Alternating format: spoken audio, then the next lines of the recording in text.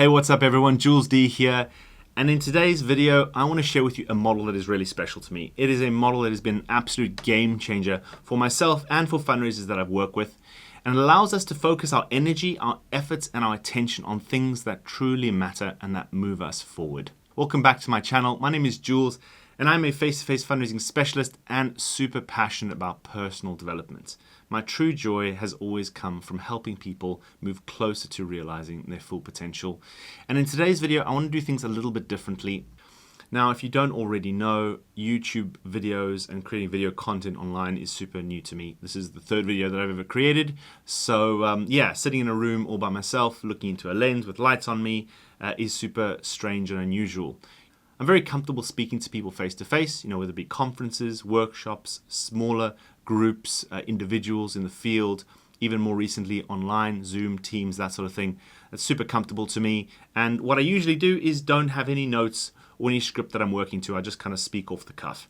So with this video, I'm going to just try and do that. I do want to create the most authentic videos that I can. I want to be truly myself. Some people will like me, some people won't. That's totally cool. But I do want to find the things that actually work, the things that resonate, and what I feel comfortable with and enjoy most of all. So if you haven't already, I would love it if you would like and subscribe, but most of all, if you would comment. Leave me your questions, your thoughts, your feedback, anything that you want me to create in the future, videos or topics you want me to cover, please do leave that. That would be amazing. So let's dive into the model. So this model I first read about in a book. Yes, it's another book. You'll probably see this as a theme through my videos. I read a lot. I love learning and growing through books. And I don't want to just share with you the information I find, but also where I found it so that you can go and do your own reading and learning if you so desire. Anyway, the book is called 7 Habits of Highly Effective People. It's by an author named Steve Covey or Steve Corvey. People pronounce his name differently. But essentially the model is called the circle of concern and the circle of influence. It's a really simple model with 2 circles, concentric circles, one on the outside, the circle of concern, and then one on the inside, the circle of influence. Now, these 2 circles represent different things. The circle of concern represents all the things that truly do have an impact on you. They do make a difference. They do have some sort of a real impact, but there's nothing that you can do about them. They are what they are. They're just reality. And the circle of influence contains all the things that you have influence over. So these are things either that you can control directly or perhaps that you have indirect control and influence over. So as fundraisers, there are plenty of things that impact us that we can't change. And there are actually far more things that we can influence that we can make a difference. So in terms of the concerns, things like the weather, massive impact, as you probably know. I won't explain that one. The location you're in, the site you're in, the particular venue, these all have an impact. The people you find there, demographics, their moods, their likes, their dislikes, how many of them there are, these things have an impact. There are lots and lots of things that do have an impact on you, but the reality is there is nothing that you can do about these things. You can't make the weather better, you can't bring more people to that site or that venue, you can't change the moods of these people. There is nothing you can do about these things. So in the circle of influence, we have things like your overall level of success. This is something you have a lot of influence over. You don't decide and you don't control the decisions that the people make about signing up or not, but you do have a heck of a lot of influence. You also have a lot of influence or even control over your health and your energy levels, right? Eat well, sleep well, do some physical exercise. These things really help with your overall health and energy levels. Then you have your skills, right? The people that you stop, right? Your stopping skills, your stopping ability. Again, you influence this, you don't always control this. The rapport is exactly the same. And then you have things that you have a lot more control over. Things like your mindset, your attitude, your internal state. Things like your storytelling, your pitch, your mood, your knowledge, your call to action, your objection handling. There are heaps of things that you can either directly control or you can influence that actually do make a difference. Now, the idea behind this model is not just to identify these 2 different groups of things, but really to understand that the more you focus on the things out of your control, the more you focus on your circle of concern, the smaller your circle of influence becomes, the less powerful you feel, the more of a victim you feel to your circumstances. Now, I'm sure we've all felt like this. I felt like this a heck of a lot. I still find myself focusing on my concerns and then realize, oh no, I'm actually just wasting my time and my energy. But that's what happens, right? When we focus on all the things that are going wrong, all the obstacles in our way, we start to feel demotivated. We start to feel hopeless. We start to feel drained of energy. We start to not take the actions that we actually need to take to move us forward.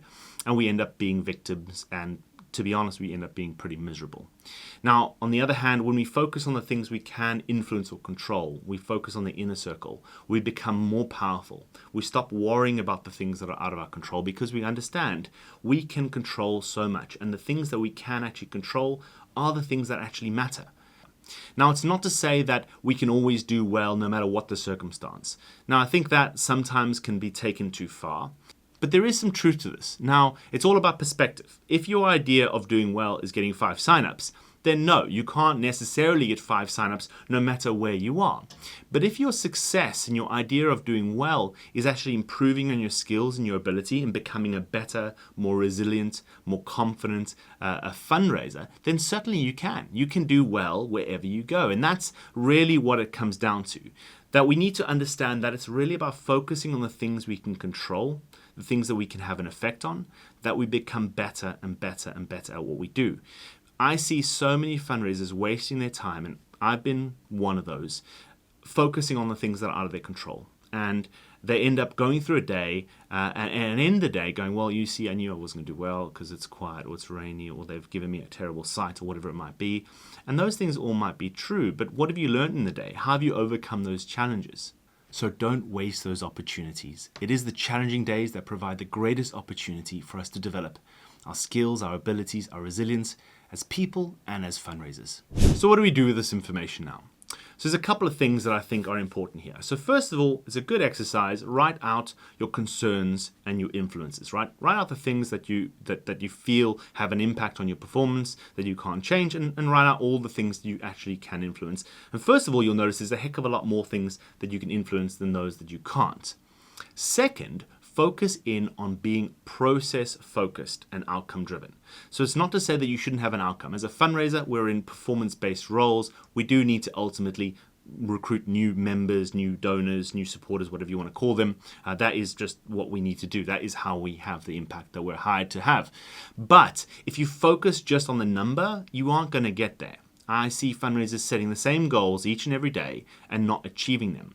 I see athletes who go to the Olympics who all want to win the gold, but not all of them do. What makes the difference is the process. What are you doing to get there? So identify what the goal is, identify what the outcome you'd like is, and then think backwards. What do I need to do in the here and now? What are the things I can influence or control that are going to lead me to that outcome? Is it going to be stopping more people today? I didn't do as well as I wanted to in stopping. I know that's really going to shift the needle for me. Getting more people to engage with me is going to lead to better performance. Maybe you identify that your storytelling is not great, or perhaps your close is a bit weak, and you need to work on being a bit more assertive and confident when you're asking people to support. Whatever it might be, identify 1 or 2, maybe 3, depending on what they are, things that you're going to actually focus on in that day. Even if the circumstances are dire, and just focus your energy, your efforts on improving at those small things. You can even break those down into smaller steps.